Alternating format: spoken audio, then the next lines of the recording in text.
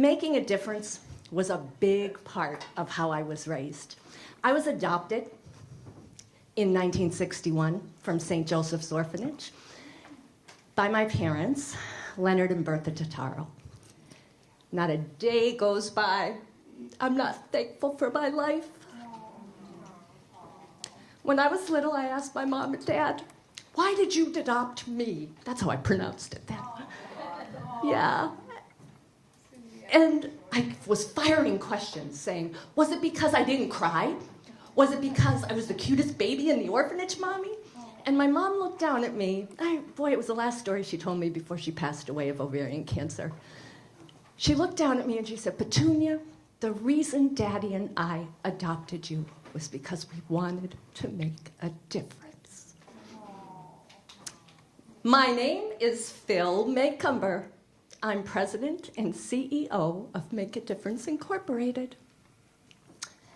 Author of The Power of the Pact, and the developer of the T.H.E.P.A.C.T educational app system.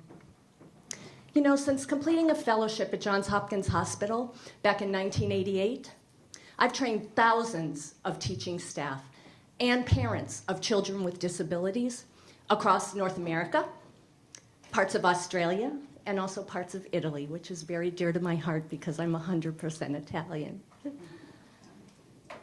And I could say, unfortunately, that the same problems in education that existed back then, right, Jess Brannis, continue to exist in educational systems today, regardless of the calendar, right?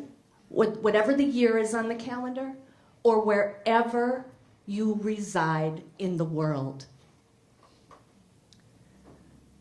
As the creator of this 4-step teaching framework, I've empowered teachers from preschool to high school to be able to gain control of their instruction in their classrooms. And whether you are serving in the field of education, or if you are a parent of children in education and have school-age children, you know right now that based on our research studies across North America, we had 19 sites, that I think we could all agree that education has become extremely complicated. Teachers are not even in charge of their classrooms anymore. Children are spending time really focusing on preparing for standardized tests instead of really being engaged in the excitement of learning, whether they're above grade level, at grade level, or have a learning disability or special needs, or are serving below grade level. So we really need to fix this. I invite you to join me to fix this. Every day we walk into our classrooms, or you drop your kids off at school in chaos. And this chaos is all about trying to keep our head above water, whether you're an educator or a child, okay? You know, days are filled in a school day with multiple things to do and simply not enough time to do them. And I know this because I spend a significant amount of time mentoring and coaching, teaching staff, and spend time with families of children with special needs, trying to solve these very problems, okay?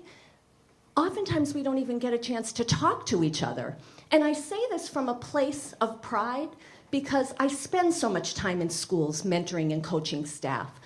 And I call that being in the trenches because I think we could all agree as women that really are strong women and are inspired and empowered and try to gain balance, that you have to, in order to solve problems, you have to be in the place where the problems exist to come up with the real solutions. So definitely multiple things to do. And we rarely get time to really communicate with each other in the educational system, especially with families. Although our heart's in the right place, I say I do what they do. I have 180 seconds to go to the bathroom every day. I get it. So let's not be reactive like we have been in education. constantly trying to reinvent the wheel, reinvent the wheel. Let's gain control of education again. Let's simplify it. Let's make sure that we can be proactive, mostly for the children. The children are counting on us, aren't they? Yes, they are. So in classrooms, getting some high level of engagement, the reason this is so successful using the framework of the P.A.C.T that I've created is it works the way our brain works. So let's look at that just a little bit more. With our brain, we need to make sure that we're supporting kids when they're sharing what they know, that we've actually taught them what we want them to share.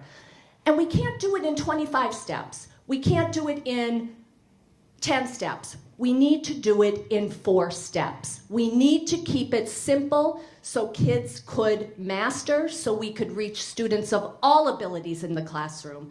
Give our students with disabilities of any age or any grade level to be able to succeed.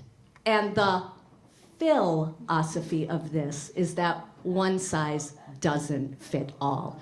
I invite you to stand and join me in this effort. Literally, stand.